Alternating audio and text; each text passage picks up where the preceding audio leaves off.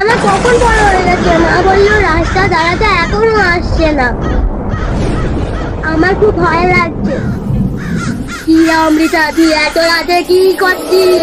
আরে কমলা, তুই এত রাতে কি করছিস? আমি এখানটা তোর জন্য এসেছি। কেন রে, আমার আবার কি হলো? আমার জন্য তোকে আসতে হলো? এখান থেকে চলে যা, না হলে আমি তোকে ছাড়বো না। কমলা, তুই আমার সাথে এরকম ভাবে কথা বলছিস কেন? তোকে বলছি না আমি অমৃতা, তোর পেছনে যে দাঁড়িয়ে আছে তাকে বলছি। কেন রে, আমার পিছনে কে দাঁড়িয়ে আছে?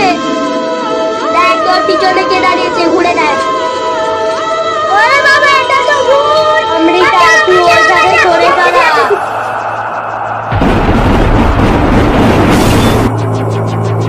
তুই আমার শিকারটা কেড়ে নিলি, ওকে আমি ছাড়বো না। আমি আবার আসবো আবার। কমলা, তুই এই রূপটা বলেছিস, আমি খুব ভয় লাগছে। তুই কমলা, তোর আসল রূপে চলে আয়। ঠিক আছে অমৃতা, তুই আমাকে ভয় পাবি না, আমি তোর আসল রূপে চলে আসছি। বন্ধু, তুই আমার প্রাণ বাঁচিয়েছিস, তুই আমার বেস্ট ফ্রেন্ড, আমি এই উপকার কোনোদিনও ভুলবো না। তুই তো আমার বেস্ট ফ্রেন্ড।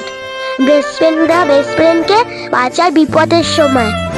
তুই কমলা, তোর মার সাথে কালকে তো দেখা হয়েছিল, তোর মা বললো অ্যাক্সিডেন্ট হয়ে তুই তো পরিদের দেশে চলে গেছিস। হ্যাঁ অমৃতা, মা ঠিকই বলেছে, আমি পরিদের দেশে চলে গেছি। কমলা, আমরা দুজন বেস্ট ফ্রেন্ড, আর তুই সারা জীবন আমার বেস্ট ফ্রেন্ড থাকবি। কমলা, আমি বাড়ি চলে যাচ্ছি, মা আসতে দেরি হবে। টাটা। টাটা। টাটা।